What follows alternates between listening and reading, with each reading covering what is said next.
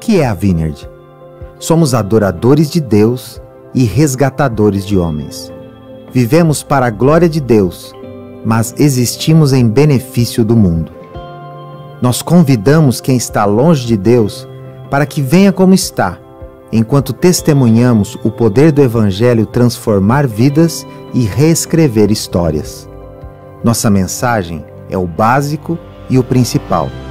Focamos na palavra, mas também nas obras. Somos tanto reverentes quanto informais, tanto intencionais quanto espontâneos. Somos espirituais, sim, mas não somos religiosos. Dizemos que temos líderes que mancam, pois ainda que não escondam suas fraquezas, estes homens e mulheres não param de caminhar e nunca desistem de amar, cuidar, ensinar e alcançar a quem precisa. Nós acreditamos que todos podem participar e, por isso, estamos constantemente equipando os santos para fazermos o trabalho juntos. Com a clareza de que o reino está aqui, mas não ainda, nós encorajamos os crentes a viverem vidas naturalmente sobrenaturais. Ao orarmos "Vem Espírito Santo", expressamos nosso desejo de experimentar a Deus e de nos envolvermos em sua missão no mundo, reproduzindo o ministério de Jesus. Somos um movimento de igrejas que plantam igrejas, comunidades bíblicas e saudáveis que se multiplicam para alcançar e curar pessoas. Somos pessoas do reino. Vineyard Brasil. Igrejas para Deus e para o mundo. Bom dia a você, bom dia a todos que estão nos assistindo agora.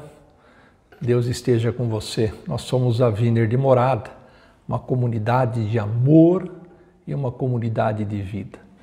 Eu quero começar esse culto lendo com você 2 versículos que estão lá em Apocalipse, o último livro da Bíblia.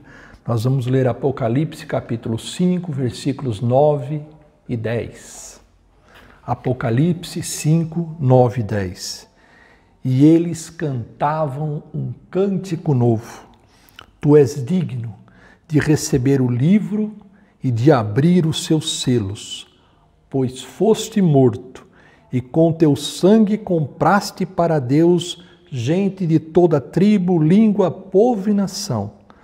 Tu os constituíste reino e sacerdote para o nosso Deus, e eles reinarão sobre a terra. Amém. Aleluia. Irmãos, que promessa maravilhosa. Que promessa maravilhosa. A graça de Deus não conhece barreiras. A graça de Deus não conhece limites. Jesus derramou o seu sangue por toda a humanidade. Gente de toda tribo, toda língua, todo povo e toda nação. Sem limites, sem nenhuma barreira. E todos aqueles que estão em Cristo fazem parte do seu reino. São sacerdotes desse reino, são representantes desse reino. Um reino que já está aqui. Nós vemos os sinais desse reino entre nós hoje. E um reino que será completamente estabelecido no final dos tempos, quando Jesus voltar como rei em glória. Que você sinta cada vez mais força e esperança diante dessas promessas. O reino já está aqui entre nós. E eu quero convidar você para nós adorarmos esse rei juntos, todos nós juntos, louvarmos o nome desse rei, estarmos realmente diante desse rei que nos ama tanto e que entregou a sua vida para nos dar a salvação e a vida eterna. Amém? Vamos orar? Pai, nós estamos reunidos em nome de Jesus. A nossa intenção agora, Senhor, é nos colocarmos na Tua presença, ouvirmos a Tua voz, adorarmos o Teu nome, Senhor. Recebe o nosso louvor, recebe a nossa adoração, fala ao coração de cada um, derrama sobre nós nesta manhã, Senhor, a Tua paz, o Teu conforto e a Tua esperança. Tu és o nosso Deus e o nosso Rei. Louvado e exaltado seja o teu nome, hoje e para sempre. Amém. Amém? Mais uma vez, seja muito bem-vindo. Nós vamos agora ouvir uma canção para louvarmos juntos ao nosso Deus.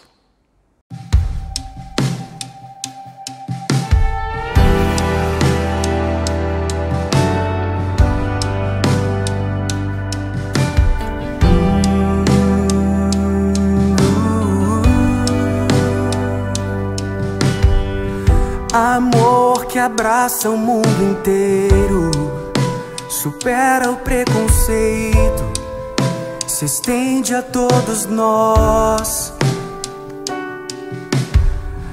Amor que busca o perdido, ao sujo torna limpo e alcança até a mim.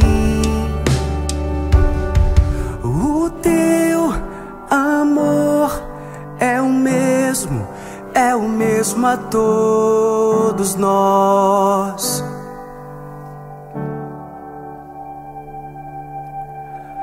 Amor que cura o ferido, o coração partido e vê na escuridão.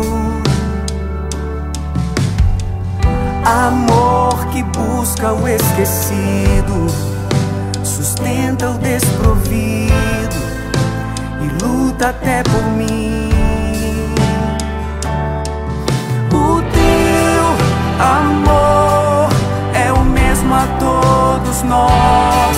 O teu amor é o mesmo a todos nós.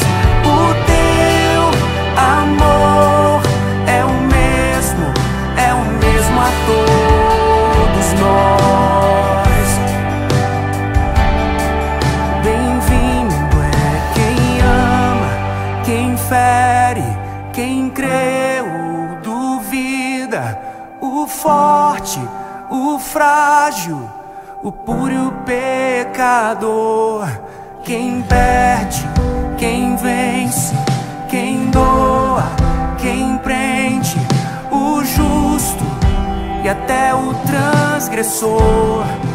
Bem-vindo é quem ama, quem fere, quem crê ou duvida, o forte, o frágil, o puro e o pecador, quem perde, quem vence, quem doa, quem prende, o justo e até o transgressor, para todos teu amor.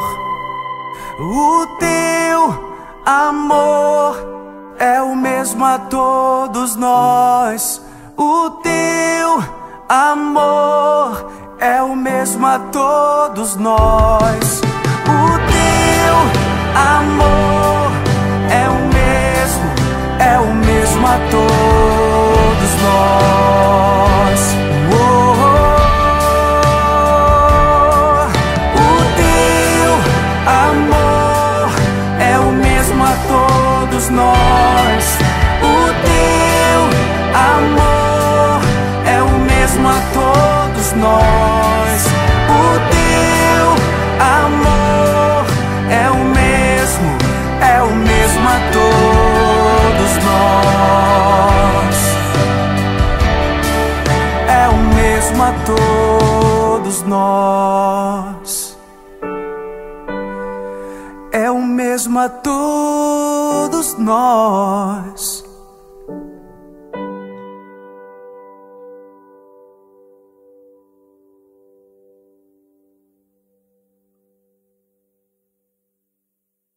Irmãos,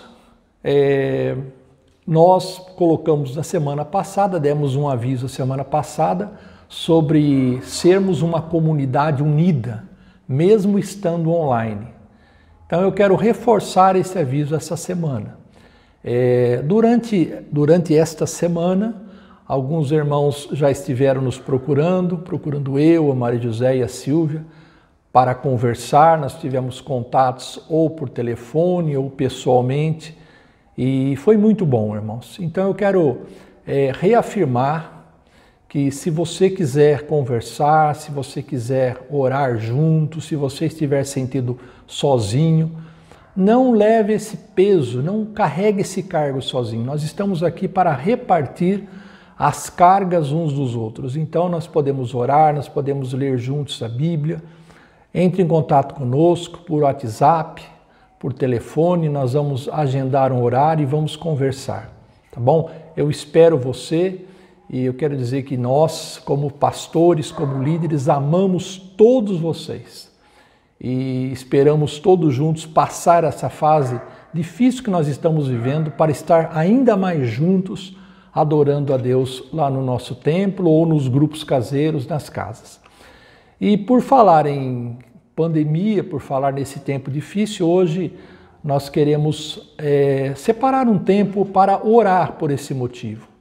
Orar pela cidade de Araraquara, para que Deus intervenha e mude essa situação, ajude todos aqueles que estão passando dificuldades de uma forma ou de outra por causa dessa pandemia. E nós convidamos para orar hoje conosco a nossa querida irmã Silvia. Ela vai estar orando com todos nós. Eu gostaria que vocês acompanhassem essa oração e logo depois nós retornamos então com a nossa mensagem de hoje.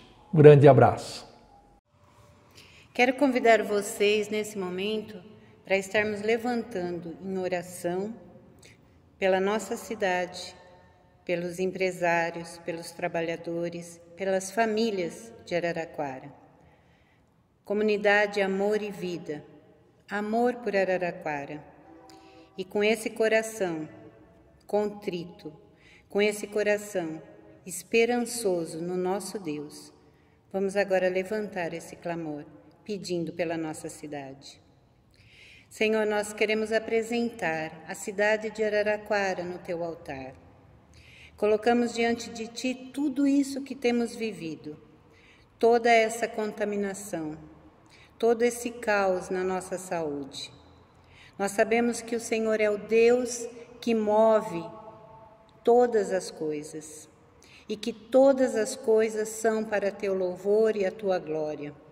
É o Deus que muda a história e nós pedimos, Senhor, muda a história de Araraquara, muda a história da saúde da nossa cidade, da saúde do nosso povo.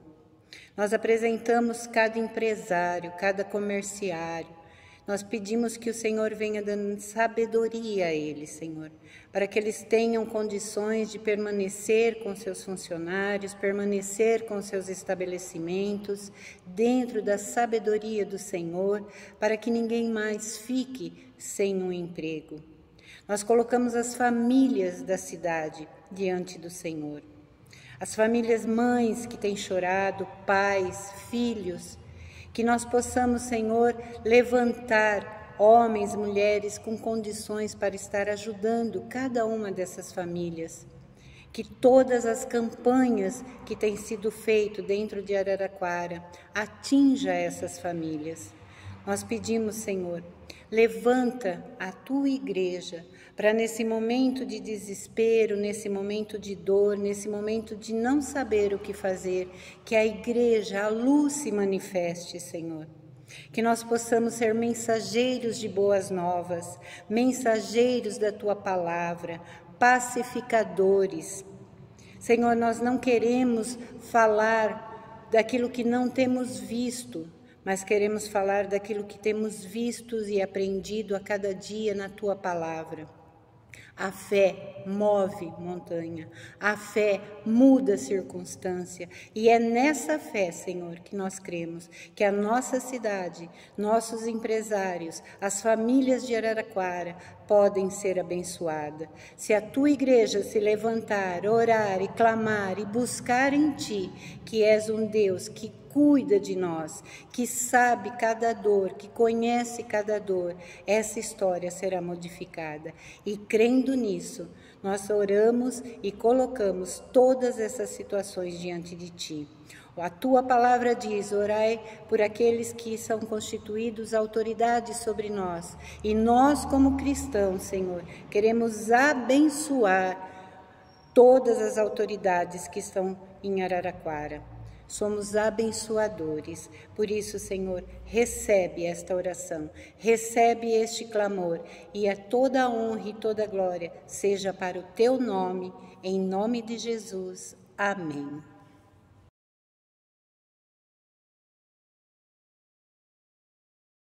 Eu quero convidar você a abrir a sua Bíblia lá no livro de Atos dos Apóstolos, capítulo 10. Nós vamos ler os versículos 34 e 35. Atos 10, 34 e 35. Então Pedro começou a falar: agora percebo verdadeiramente que Deus não trata as pessoas com parcialidade, mas de todas as nações aceita todo aquele que o teme e faz o que é justo. Amém. Na semana passada, nós falamos sobre o início da perseguição aos cristãos por parte dos judeus. Segundo o apóstolo Paulo, os judeus consideravam a mensagem do Evangelho um escândalo, pois ele apresentava um Cristo humilde e crucificado. O Messias que os judeus esperavam era forte, era conquistador, era alguém que derrotaria e restituiria à nação de Israel a liberdade política e econômica. As primeiras vítimas dessa perseguição foram os apóstolos, os 12 apóstolos, principalmente Pedro e João. E também o diácono Estevão, que foi o primeiro mártir da igreja cristã. Após a morte de Estevão, no entanto, essa perseguição ela se intensificou e abrangeu todos aqueles que se dedicavam ou se declaravam cristãos na cidade de Jerusalém. Suas casas eram invadidas, eles eram presos, levados à força para a prisão por ordem das autoridades do Sinédrio. O Espírito Santo, então, irmãos, ele vai usar essa situação, essa circunstância adversa, para colocar em prática o seu plano para a difusão, para o crescimento do Evangelho. Como disse José lá no Egito, Deus tornou o mal em bem. Está lá em Gênesis 50, versículo 20. Hoje é a quarta mensagem desta série. E eu quero falar sobre os resultados ou sobre os frutos da perseguição contra a igreja primitiva. E o meu desejo, mais uma vez, é que a nossa paixão por Cristo e pelo Evangelho cresça cada vez mais e nós nos tornemos cristãos mais saudáveis, cristãos mais frutíferos para a honra e glória do nosso Deus. O primeiro fruto da perseguição foi a expansão da palavra de Deus, a expansão do Evangelho de Jesus Cristo. Lá em Atos, capítulo 8, versículo 1, está escrito: os que haviam sido dispersos pregavam a palavra por onde quer que fossem. Olha que maravilha, irmãos.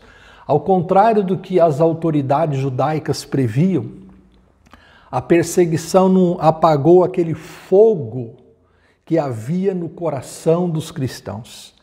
Eles haviam sido transformados, eles eram novas criaturas. Então, por isso, onde eles iam, eles continuavam proclamando o Evangelho com ousadia, com coragem e falando sobre o Cristo vivo e ressuscitado. E estava se cumprindo então aqui a promessa lá de Atos 1:8 que Jesus havia feito para os seus apóstolos. Eles seriam testemunhas em toda a Judéia, Samaria e até os confins da terra. Lucas dá um destaque especial a partir de agora a um outro diácono, chamado Filipe. Filipe, ele também foi um desses dispersos e ele foi para uma cidade da Samaria. E ali nessa cidade ele começou a anunciar a Cristo e também fazer sinais e maravilhas pelo poder do Espírito Santo. Em Atos 8, versículo 8, está escrito que houve grande alegria naquela cidade por causa do Evangelho. Assim que os apóstolos lá em Jerusalém souberam disso, o que eles fizeram? Eles enviaram para Samaria, onde Filipe estava, Pedro e João. Esses dois apóstolos ficaram algum tempo lá em Samaria, pregando e ensinando o evangelho juntamente com Filipe. Como nós já dissemos nesta série de mensagens, o evangelismo e o discipulado são valores essenciais que a igreja não pode negligenciar. A pregação e o ensino do evangelho. Sempre que Deus nos abrir uma porta, onde quer que seja, nós devemos aproveitar essa oportunidade para expandir o reino de Deus e cumprir a nossa missão como igreja. Mas o Espírito Santo, irmãos, ainda tinha outros planos para Filipe. Ele recebeu uma revelação e se dirigiu para uma estrada deserta entre Jerusalém e a cidade de Gaza. No caminho, ele encontrou um oficial que cuidava de todos os tesouros da rainha da Etiópia, uma espécie de tesoureiro real ou um ministro da economia. Esse oficial estava lendo o livro de Isaías, na parte em que ele trata do servo sofredor. Naquele tempo ainda não havia sido dividida a Bíblia por capítulos, hoje é o capítulo 53 do livro de Isaías. Mas ele estava lendo, mas infelizmente ele não sabia a respeito de quem Isaías estava falando. E ele não encontrava ninguém para ensiná-lo, para explicar para ele a respeito dessa passagem. Em Atos 8:35 está escrito que Filipe sentou-se ao seu lado e anunciou as boas novas de Jesus. E ensinou a ele, a partir desse texto que ele estava lendo de Isaías, as boas novas do Evangelho. Então aquele oficial entendeu a palavra, creu em Jesus, fez uma declaração de fé e foi batizado naquele mesmo dia. Lucas diz que ele seguiu o seu caminho cheio de alegria. Atos 8:39. Para onde aquele oficial se dirigiu? Para a Etiópia, uma cidade ali na África, no continente africano, onde provavelmente continuou proclamando as boas novas de Jesus. E o evangelho ia se expandindo cada vez mais. Eu faço questão de destacar nesse primeiro ponto a palavra alegria. 2 vezes, Lucas menciona que onde o evangelho chegou, ele gerou alegria. Primeiro, na cidade de Samaria. Segundo, na vida do oficial da Etiópia. Irmãos, é justamente isso que Jesus Cristo faz. E é justamente isso que Ele quer fazer na minha vida e na sua vida. Ele quer dar um sentido para a nossa vida. Ele quer encher o nosso coração de alegria. Como diz aquele cântico muito antigo que nós cantávamos, a alegria está no coração de quem já conhece a Jesus. Amém? O segundo resultado, ou segundo fruto da perseguição, a pregação para os gentios. Isso é muito importante. O apóstolo Pedro era um dos apóstolos mais ativos naquele tempo. Lucas afirma lá em Atos 9:32 que ele tinha um ministério itinerante, ou seja, ele viajava por toda parte e pregava o evangelho com a mesma ousadia, com a mesma intrepidez. E o Espírito Santo continuava a fazer a sua parte, continuava a agir com poder. Ele foi até uma cidade chamada Lida, e ali ele curou um paralítico chamado Enéas. Enéas, Jesus Cristo vai curá-lo. Levante-se e arrume a sua cama. Em Atos 9:35 está escrito: todos os que viviam em Lida e Sarona, uma outra cidade ao lado, o viram e se converteram ao Senhor. Na cidade de Jope, em outra cidade onde Pedro se dirigiu, ele ressuscitou uma menina chamada Tabita. Tabita, levante-se em nome de Jesus. Em Atos 9:42, nós lemos que esse fato se tornou muito conhecido em toda aquela cidade e muitos creram no Senhor. Olha que maravilha, irmãos. A proclamação do Evangelho, no entanto, até esse momento, não havia ainda sido estendida para os gentios, ou seja, aqueles que não pertenciam à nação de Israel, aqueles que não seguiam a lei de Moisés. Eles eram considerados perante os judeus como impuros, eles eram chamados de incircuncisos. Os judeus não podiam se associar com o gentio e muito menos entrar na sua casa. O Espírito Santo então vai usar o apóstolo Pedro para mudar essa visão equivocada que eles tinham sobre os planos eternos de Deus. Pedro teve uma visão, vocês conhecem essa passagem, de um lençol contendo várias espécies de animais impuros que os judeus não comiam. Ao ouvir uma voz dizendo para ele matar e comer esses animais, Pedro se recusou, alegando que eles eram impuros. Mas então essa mesma voz disse o seguinte: não chame impuro ao que Deus purificou. Atos 10, 15. Depois disso, Pedro foi dirigido pelo Espírito Santo até a cidade de Cesareia, na casa de um gentio chamado Cornélio. E ali que os seus olhos se abriram e ele declarou o seguinte: Deus me mostrou que eu não deveria chamar de impuro ou imundo a homem nenhum. Agora eu percebo verdadeiramente que Deus não trata as pessoas com parcialidade, mas de todas as nações aceita todo aquele que o teme e faz o que é justo. Pedro então pregou o evangelho para todos que estavam na casa de Cornélio. Eles creram em Jesus, receberam o dom do Espírito Santo e foram batizados. É claro, irmãos, que Pedro foi muito criticado por essa atitude e teve que dar explicações para os líderes em Jerusalém, para os apóstolos, para os discípulos de Jerusalém. Porque mesmo aqueles que estiveram com Jesus ainda não haviam compreendido que as promessas contidas no Antigo Testamento não eram apenas para os judeus ou para os prosélitos, aqueles que se convertiam ao judaísmo, mas era uma promessa para toda a humanidade, para todas as nações. Pedro, então, ele faz questão de contar o que aconteceu na casa de Cornélio, a visão que ele teve, as revelações que ele teve. Depois de ele ter explicado, Lucas nos conta o resultado da reunião. Atos 11, 18.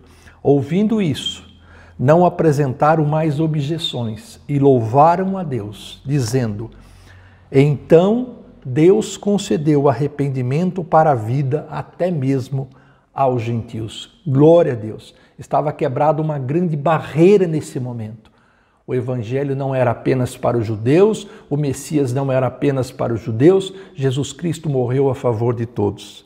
Esse, irmãos, foi um marco muito importante para a igreja primitiva. E para nós até hoje, a salvação não é uma exclusividade para Israel, mas é uma salvação universal para todos aqueles que se arrependem e creem em Jesus Cristo, em qualquer tempo e em qualquer lugar. Foi isso que o apóstolo Paulo escreveu mais tarde, lá em Efésios 3:6. Mediante o evangelho, os gentios são co-herdeiros com Israel, membros do mesmo corpo e coparticipantes da promessa em Jesus Cristo. Aleluia! E graças a essa mudança de visão, que o evangelho chegou aqui até nós. É isso mesmo. Por meio de Jesus Cristo, todos nós, eu e você, participamos daquelas bênçãos prometidas a Abraão, a Moisés, a Davi e a todos os profetas. Que Deus, irmãos, nos dê hoje a mesma coragem para mudar aquilo que precisa ser mudado, para nos dar visões novas da sua vontade para esse tempo, para que os seus planos sejam cumpridos. Amém? Terceiro resultado, terceiro fruto da perseguição. os milagres e os livramentos de Deus. A perseguição ali em Jerusalém, ela não cessou, ela continuou. E Lucas afirma então que o rei Herodes, para agradar as autoridades judaicas, mandou matar Tiago. Tiago, irmão de João, dos 12 apóstolos. Ele morreu ao fio da espada, foi o primeiro dos 12 apóstolos que foi morto por causa do evangelho. Quando ele viu que isso agradou os judeus, ele determinou a prisão de Pedro. Só que, como ele sabia o que havia acontecido pouco tempo atrás, quando ele prendeu os 12 apóstolos, e eles saíram inexplicavelmente da prisão, dessa vez ele mandou acorrentar ou algemar Pedro e mandou que 4 escoltas de soldados o vigiassem na cadeia. A intenção dele era julgar e condenar Pedro logo após a Páscoa. Eles estavam vivendo ali o momento da Páscoa. Em Atos 12, versículo 5, está escrito que a igreja orava intensamente a favor de Pedro. Vocês sabem o que aconteceu, irmãos? Sabe o que aconteceu? Mais uma vez, um anjo do Senhor apareceu durante a noite e libertou Pedro da prisão, da mesma forma que havia acontecido anteriormente com os 12 apóstolos. Está escrito que ele se levantou, se vestiu, passou por todos os guardas e saiu pelo portão de ferro que se abriu sozinho, que dava para a cidade. Quando ele saiu e caiu em si e se viu sozinho, ele declarou o seguinte: agora sei sem nenhuma dúvida que o Senhor enviou o seu anjo e me libertou das mãos de Herodes e de tudo que o povo judeu esperava. Atos 12, versículo 11. E nós já falamos anteriormente sobre os sinais e as maravilhas que eram operados por meio de Filipe, de Pedro também, de João, os várias curas, os vários milagres. Logo, o outro resultado da perseguição foi a manifestação sobrenatural do Espírito Santo. Aonde quer que eles iam, através de curas, de livramentos, de milagres, do Espírito Santo estava fazendo a parte dele. Agora, isso aconteceu em todas as ocasiões? Não. Não aconteceu em todas as ocasiões. Por exemplo, Estevão e Tiago foram mortos. O primeiro foi apedrejado e o segundo morreu ao fio da espada, como eu já disse. Eles cumpriram, irmãos, todos os propósitos que Deus tinha para eles e eles receberam, com certeza, a sua recompensa. Mas outros discípulos foram libertados do perigo, da morte, das doenças, porque Deus tinha um plano para a vida deles. Deus ainda queria usá-los mais um pouco. Deus não amava Estevão e Tiago menos do que os outros. Deus amava a todos eles. O que eu quero dizer com isso? Que nós costumamos orar para Deus cumprir a sua vontade em nossas vidas. Senhor, qual é a tua vontade? O que eu preciso fazer? O que o Senhor quer de mim? Muitas vezes Deus ouve e envia ali uma cura, um livramento, faz um milagre nas nossas vidas. Mas quando a resposta de Deus não se alinha com aquilo que nós esperamos, nós nos frustramos e achamos que Ele não atendeu a nossa oração. O que nós precisamos entender então é que Deus nos ama, independentemente de quem nós somos, e Ele quer o melhor para nós. Nós precisamos entender que Deus tem um propósito em todas as coisas que acontecem. Qual deve ser a nossa atitude então quando nós oramos e quando Deus responde? Reconhecer o amor e o agir de Deus em cada detalhe da nossa vida. Em cada detalhe, Deus está ali, agindo por amor, ainda que nós não compreendamos o que Ele quer naquele momento. Amém? O quarto e último resultado, o quarto e último fruto da perseguição levantada contra os primeiros cristãos foi a conversão de Saulo. E é esse último ponto que eu quero destacar nesta manhã. Saulo, como vocês sabem, era um fariseu, um judeu do farisaísmo, que era muito instruído nas Escrituras, um servo fiel do Império Romano, um provável membro do Sinédrio, e se tornou o principal perseguidor dos cristãos. Em Atos 9, versículo 1, está escrito que ele respirava ameaças de morte contra os discípulos do Senhor. Respirava ameaças de morte, né? Isso dá uma ideia para nós da intensidade do ódio, né, que ele tinha dos cristãos. E inconformado com essa expansão do evangelho, não só em Jerusalém, mas também para outras regiões, Saulo conseguiu autorização do sumo sacerdote para ir até a cidade de Damasco, 217 quilômetros distante de Jerusalém. Vocês sabem o que aconteceu no caminho de Damasco? Ele teve um encontro dramático com Jesus ressuscitado, com Jesus glorificado. Quem és tu, Senhor? Eu sou Jesus, a quem você persegue. Ao perseguir os cristãos, Saulo estava perseguindo o próprio Jesus Cristo. Deus, no entanto, tinha um plano muito especial para a vida de Saulo. Ouçam o que ele disse para Ananias, o homem que o recepcionou na cidade de Damasco, depois desse encontro que ele teve com Jesus. Está lá em Atos 9,15. Este homem é um instrumento escolhido para levar o meu nome perante gentios e seus reis e perante o povo de Israel. Saulo foi batizado ali na casa de Ananias e viajou para a Arábia por um tempo para se dedicar ao estudo do Evangelho. Nós sabemos que ele conhecia as Escrituras do Antigo Testamento, mas ele não conhecia ainda o Evangelho do Reino de Deus pregado por Jesus Cristo. 3 anos depois ele voltou, ali mesmo em Damasco, e começou a pregar: Jesus é o Filho de Deus, Jesus é o Cristo, é o Messias prometido. Ao ser ameaçado de morte ali em Damasco, ele subiu a Jerusalém, mas não foi bem recebido pelos apóstolos, de forma nenhuma. Ele era o perseguidor conhecido. Foi necessária ali então a intervenção de Barnabé, que contou para todos os apóstolos, para a liderança da igreja, o que havia acontecido lá em Damasco. O que aconteceu foi o seguinte, Atos 9:27. Em Jerusalém, Saulo também começou a pregar corajosamente em nome de Jesus. Os apóstolos então o receberam, depois da intervenção de Barnabé, e logo ele estava pregando ali mesmo em Jerusalém, onde era um líder dos judeus e do Sinédrio. Claro, os judeus começaram a planejar a sua morte.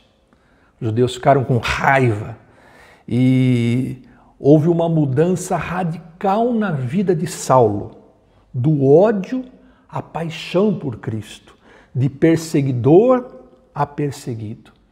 E quando então ele foi jurado de morte, os apóstolos reuniram e decidiram então enviá-lo para a sua cidade natal, em Tarso, lá na Síria, onde ele permaneceu ali por vários anos, estudando e se preparando para ser o primeiro teólogo e o maior evangelista da história do cristianismo. Graças a Saulo e o que o Espírito Santo fez na vida dele, o cristianismo mudou radicalmente. A conversão de Saulo, irmãos, nos ensina 2 coisas muito importantes. Primeira, não há impossíveis para Deus. Não há impossíveis para Deus. Lá em Gálatas 1, versículo 15, ele mesmo afirma: Deus me separou desde o ventre materno e me chamou pela sua graça. A graça de Deus é um grande mistério para nós. Ela não está sujeita ou limitada às percepções do ser humano, aquilo que nós achamos, aquilo que nós entendemos. Por mais que pareça impossível aos nossos olhos a conversão e a transformação de alguém que nós conhecemos, o Espírito Santo é capaz de produzir quebrantamento e arrependimento verdadeiros. A nossa parte qual que é? Eu já vou repetir o que eu disse várias vezes: proclamar o Evangelho e clamar pela intervenção do Espírito Santo. Ele faz a obra em qualquer pessoa. Segunda lição, com a conversão de Saulo. Uma coisa é ser convertido, outra coisa é estar convencido. Vou repetir, uma coisa é ser convertido verdadeiramente, ter um encontro com Jesus. Outra coisa é estar convencido. A conversão, ela toca o nosso coração. O convencimento fica limitado ao nosso intelecto, à nossa mente. A conversão, ela gera mudanças em nosso comportamento, em nosso relacionamento com Deus, em nosso relacionamento com o próximo, em nosso relacionamento com o mundo. O convencimento produz religiosos, integrantes de uma instituição religiosa, só, nada mais. Preste atenção no que eu vou dizer. Jesus não irá salvar membros de igreja. Jesus irá salvar discípulos fiéis e verdadeiros. Concluindo a nossa mensagem desta manhã, quais foram os resultados imediatos e visíveis da perseguição imposta pelos judeus aos cristãos? A expansão da palavra de Deus para a Samaria, para a Judéia e para as regiões próximas, a pregação do evangelho para os gentios, para os não-judeus, os milagres e os livramentos, os sinais e as maravilhas e a conversão de Saulo de Tarso. Deus estava cumprindo aqui, irmãos, os seus propósitos para a salvação da humanidade. E é isto que Ele quer fazer ainda hoje. É justamente isso que Deus quer fazer ainda hoje. Ele quer usar homens e mulheres, como nós, para proclamar as verdades do Evangelho até os confins da terra. A boa notícia para mim e para você: nós não estamos sozinhos.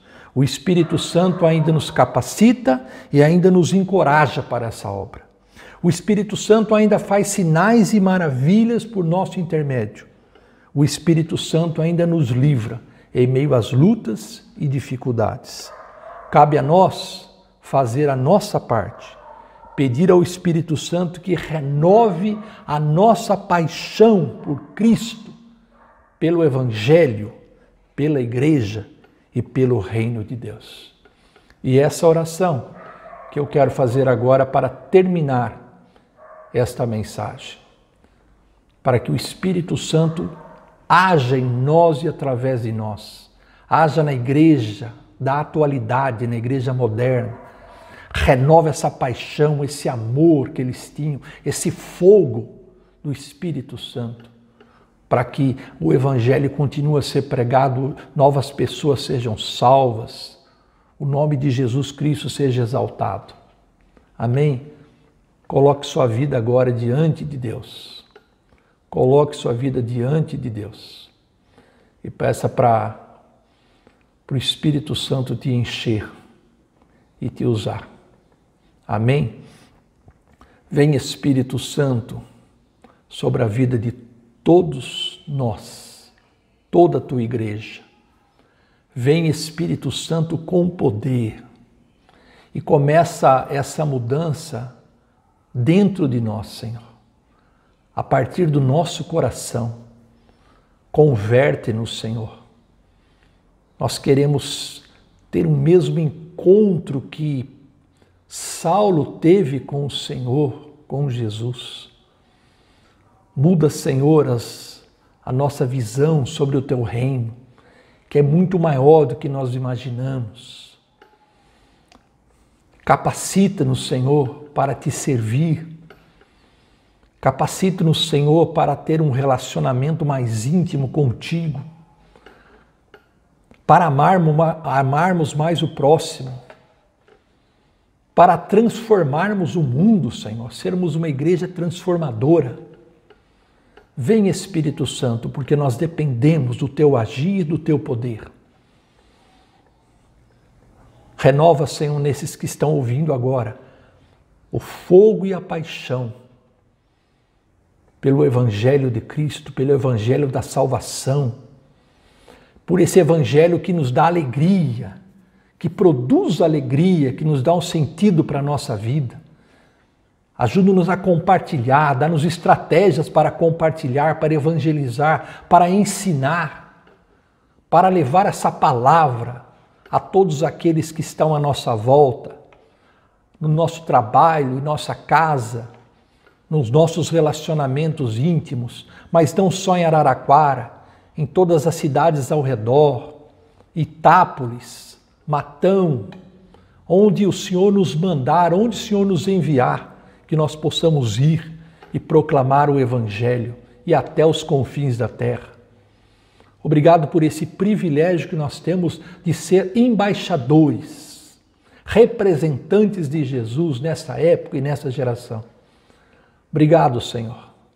Vem sobre nós, Espírito Santo, abençoa a tua igreja. Hoje e sempre, em nome de Jesus nós oramos. Amém. Amém, irmãos. Que Deus te abençoe grandemente, que Deus te enche, que você sinta a presença de Deus aí com você neste dia, nesse domingo, nesta semana. Que Deus te encha com o seu amor, que Jesus te encha com a sua paz e que o Espírito Santo esteve sempre te presente e te renovando cada vez mais. Em nome de Jesus. Amém. Um grande abraço a todos vocês.